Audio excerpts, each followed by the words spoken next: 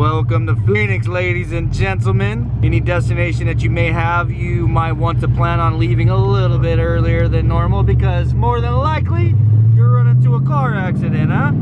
Dude, there's shit everywhere. God, how, oh, there's another truck. Bro, what happened? What happened, bro?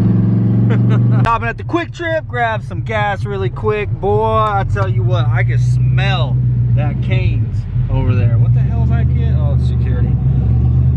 Yeah, we are on our way to FabBot. If you guys aren't aware, FabBot is actually local here in Arizona now. So, but I do know that they have a gift for Braven. So, wait, they do? Yeah. Oh, I didn't even know. Oh shit, I didn't tell you? Nah, he didn't tell me nothing.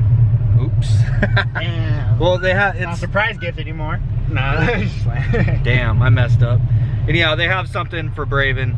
I mean, he's gonna have to get something in order to put this something on, but you know, either way, we're gonna go check the place out. It's pretty dope that they're local to us, and we're gonna hit that Canes as soon as we're done. That was a shitty ass tunnel pull. Why did you stay in it? I see whatever that thing was. I know he was a security guard. He was a security guard. So I just fell asleep.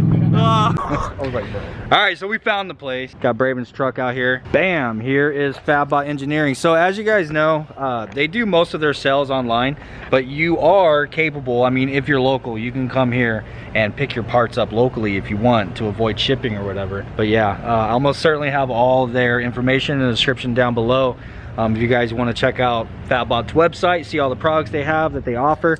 Obviously, as you guys know, we have their entire kit, and that's the reason why we're capable of getting the LS, the 5.3 inside of Braven's truck. So your little S10, my little new generation S10. It's not an S10. I know. Well, unfortunately, we just missed him. He's actually out in Litchfield right now. Well, details don't matter. He's nowhere near the shop right now. So we'll have to swing back by later. I did not have his direct phone number, so I was trying to contact him through Instagram, but I finally got a hold of him, and yeah, he's unfortunately not here at the moment. But what is fortunate is Canes is still here. Canes is still here. Yes. Canes is still here. So that's what we gonna do. Screw it, we're going to Canes. The mission has failed, but we still shall prevail. Right? Right.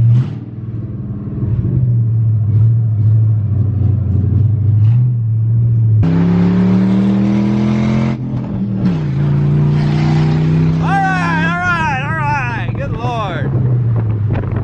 You know, this is speed trap hour. God dang, man. What are you doing?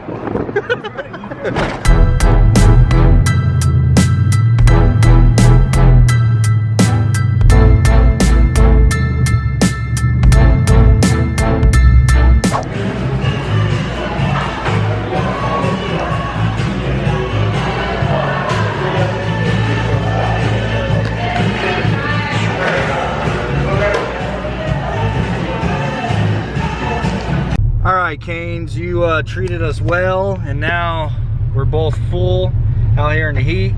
Braven's truck ain't got no air conditioning. Hey, bro. He's slumming over here. I got a V8 though.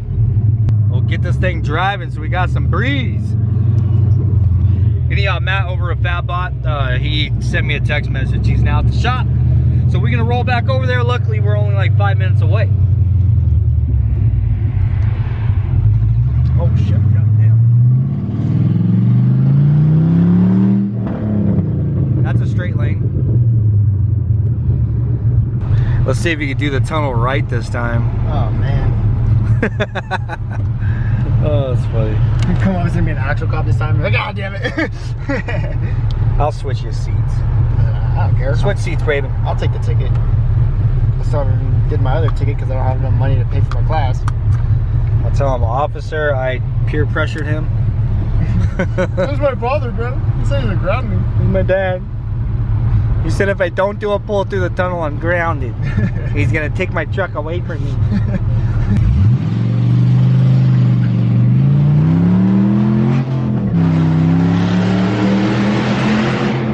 Yeah!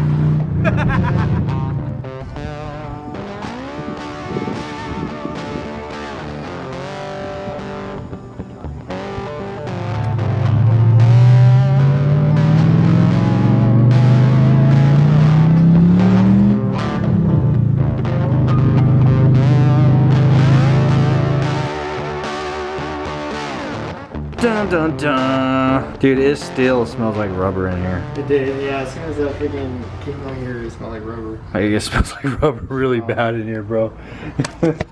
Yeah, so I've left myself in the position where I need to now go get a new tire.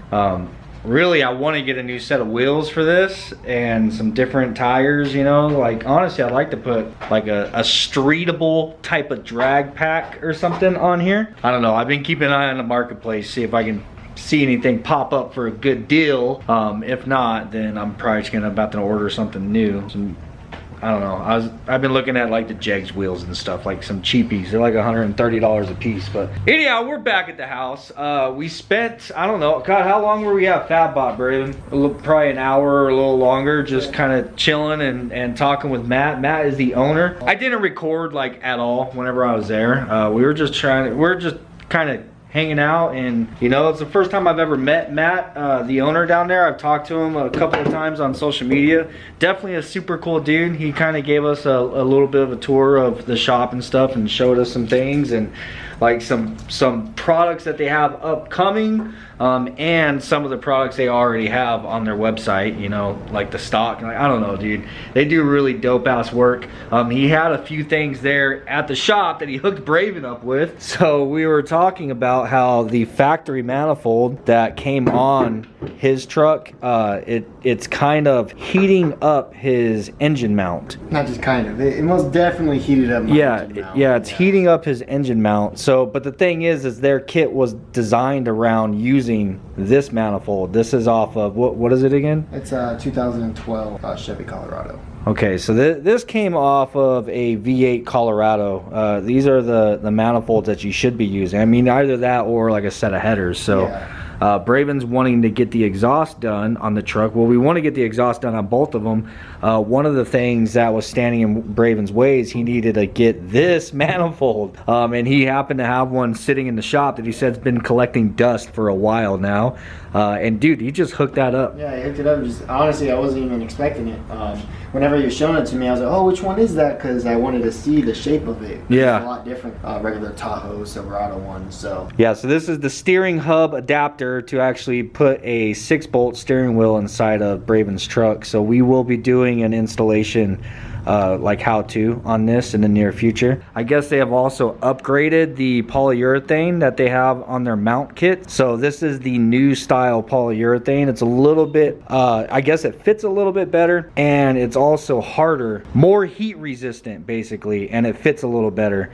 They were using energy suspension bushings before, like pre-made, I guess, and these are actually designed to specifically fit their mounts. So they have upgraded that since we have gotten the kit for Braven's truck. So he hooked them up with that too. So he's got new inserts for his mount, the steering hub to convert his Colorado to an aftermarket steering wheel, and the newer style exhaust manifold for the passenger side, so he doesn't have to worry about heating his engine mount up anymore. Driver's side. Drivers. Whatever, man. Look, it's been a long day. So anyhow, it was really cool hanging out with him down there. He was showing us one of his projects that he has completely torn apart into pieces there at the shop, and I told him if he ever needs a hand or wants to make some videos like working on his project car or whatever he has going on in the shop, dude, I'd be down to go down there and give him a hand and bring you guys along with, so you can kind of see some behind the scenes type stuff that goes on over at FabBot. And like I said earlier in the video, man, they are now local. They're here in Arizona. I will have all of the information in the description down below. So like I said, they do most of their sales online, but if you are local here in Arizona, you most certainly are more than welcome to go down there, and I would call first and schedule and make sure he's going to be there at the shop. But yeah, you can go down and pick it up and save yourself the wait time on shipping if they have it in stock, of course. But anyhow, guys, FabBot's a really dope company. He also hooked us up with some t-shirts. Braven's wearing one right now, and very humble, very kind, and I don't know, man, I don't have nothing but nice things to say about them. Also very knowledgeable. Helped us, you know, with stuff we didn't know about the Colorado. Yeah, very knowledgeable for Braven. Braven was just enjoying himself sitting there picking his brain about stuff on his truck the entire time. Yeah. There's one of the shirts. Bang, bang, turn around, boy. Hell yeah. That's dope. He hooked us up with 2 different designs, both of us. And I took him a shirt because he ordered one a long ass time ago and still hasn't got it. He's like, bro, where's my shirt at? Well, I brought it with me, bro. But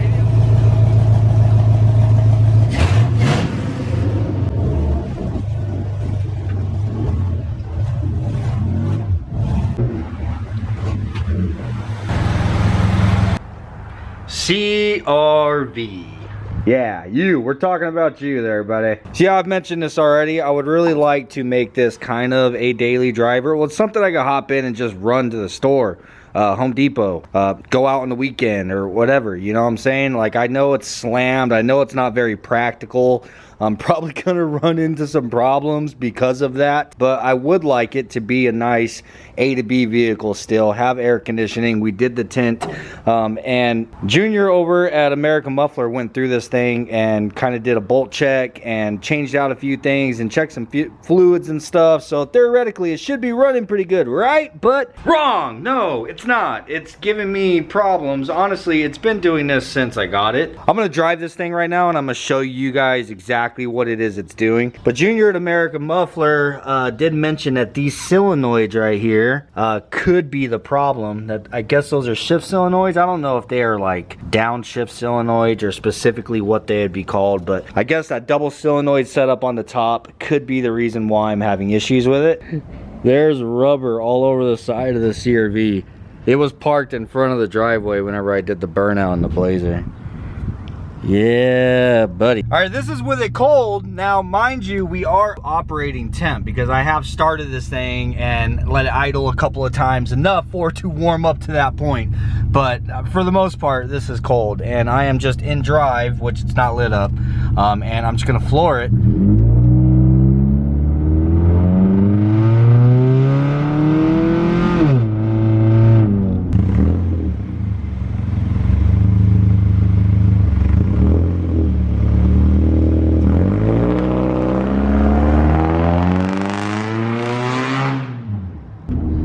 Now, mind you, this thing's not fast. That's not what we're trying to gauge here. It's just a stock V18. It's very slow. But I'm referring to just normal drivability. So right now it's good. Like, this is acceptable for me, most certainly. Other than the fact I want to turn my air conditioning on. I'm gonna make a right here and just kind of let the transmission row through the gears and let you guys get a feeling for the acceleration that this thing has. Though it's already starting to slow down some. Okay, you're turning.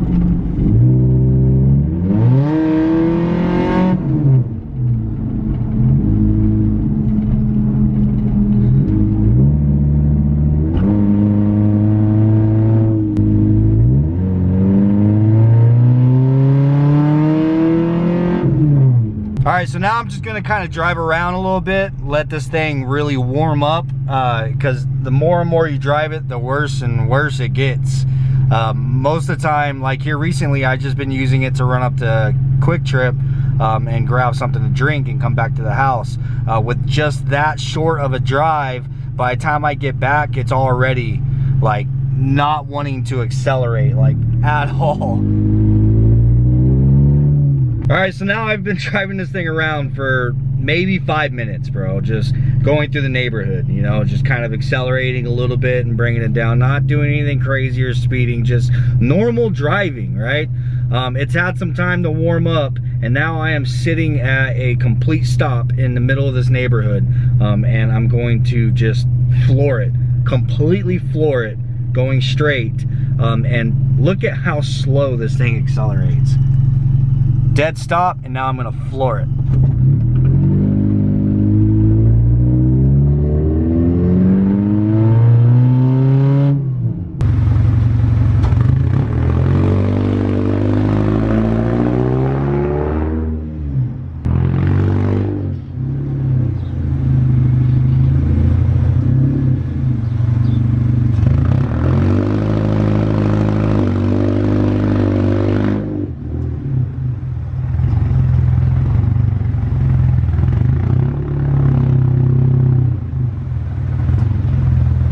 So it sounds loud and obnoxious, like I'm breaking the law, you know what I mean? And it draws attention, but I'm just, I'm not moving, dude.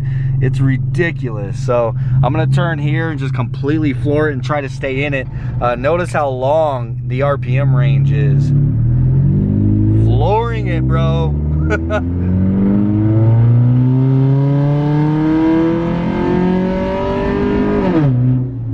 Yeah, it held that till 6,500 RPMs before it shifted.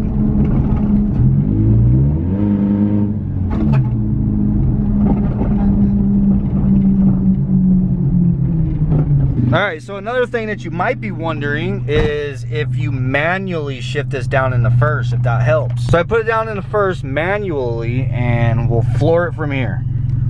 Dead stop, flooring it.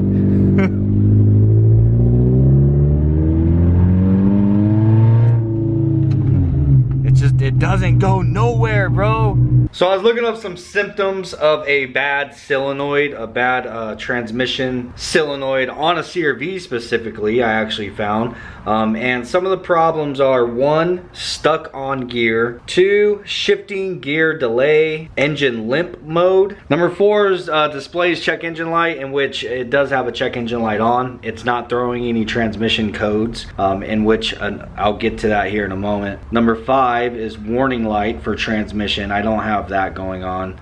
Number 6 is skipping gear. I don't think I have that going on. 7 is downshift or upshift trouble. Definitely have that going on. Honda CRV revs when braking. I haven't noticed that at all. Transmission stuck in neutral. I haven't had that issue either. So yeah, I don't have all of these symptoms, but I do have a couple of them. And it not throwing a code for the transmission, I actually came across the video on YouTube where a guy was explaining this. Even when these fail, it won't give a transmission code for some reason. With Honda, I don't know why, these tend to go bad, and when you run the transmission diagnostic test, it still gives that transmission's working properly. It's not the case. Mine wouldn't even shift at all into first and second gear. This was from Red Baron AT. A 4-year-old video. Anyhow, yeah, a lot of useful information there if you guys want to look that up. That guy actually took his CRV to a shop, and I guess he said a very reputable shop, and they told him that his entire transmission needed to be rebuilt, and then he went and got a $5 set of solenoids from the junkyard, swapped them out, and his transmission now works, bro. So anyhow, I've given this thing a little bit of time to cool down. I'm gonna go ahead and pull those solenoids off now. It looks like it's 1, 2, 3. It looks like it's 3 or 4 10s. I can only see 3, but, well, I don't know if this is gonna cause transmission fluid to go all over the place or not. But dude, look at this. I can't even fit a freaking pan underneath this son of a bitch.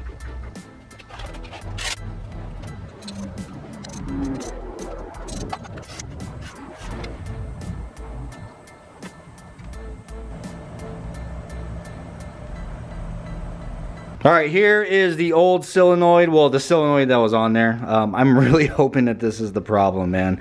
Looking at it, it doesn't look dirty inside. Like, the screens look nice and clean.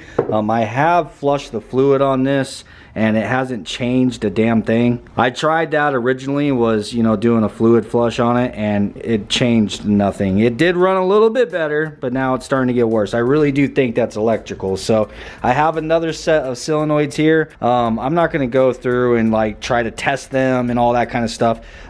Those ones I have a feeling aren't working. I'm hoping these ones do. So I'm just gonna throw them on and test drive it, and hopefully it makes a difference.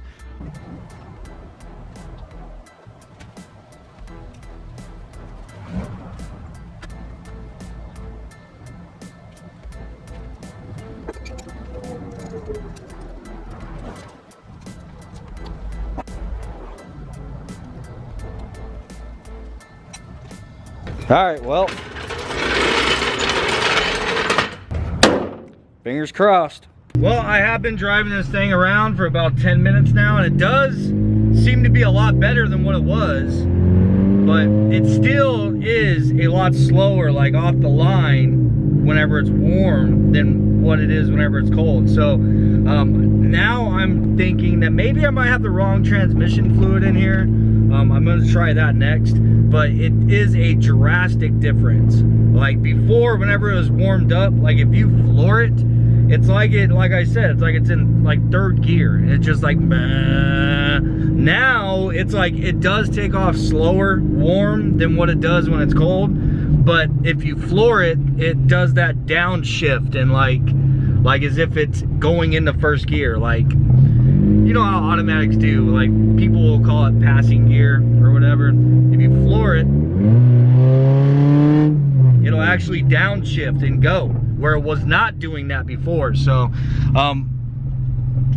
so what I think I have going on here is a combination of more than one problem. I think the shift solenoid most certainly was bad, because I have seen a huge improvement now, but I also think that I probably have the wrong transmission fluid in here. And I know I'm gonna see it in the comments, everybody's gonna tell me to get Honda automatic transmission fluid, and who knows, I might try that. Let me do some research, and I think that's what we're gonna do next, is flush this transmission out and make sure that I have the proper fluid in there, because that could be part of the problem. But it is most certainly a drastic difference. So like right now I'm at a dead stop, so I'm gonna go ahead and floor it. Now it's not where it should be, but it's a lot better than what it was. I gotta wait for this car.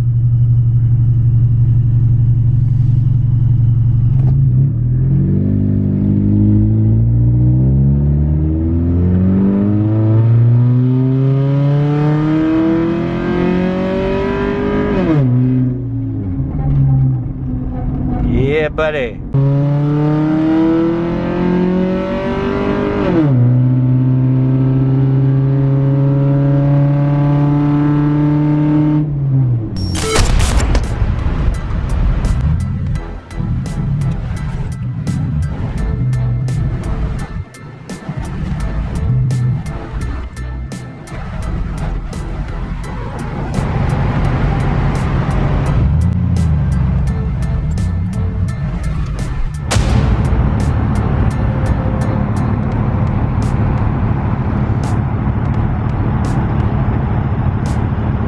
So it turns out Honda is actually the cheapest place to get this stuff from. Like I was looking on Amazon and it's either the exact same price or even a little bit more expensive to order it on Amazon. So screw it, figured I'd just run up to the dealership.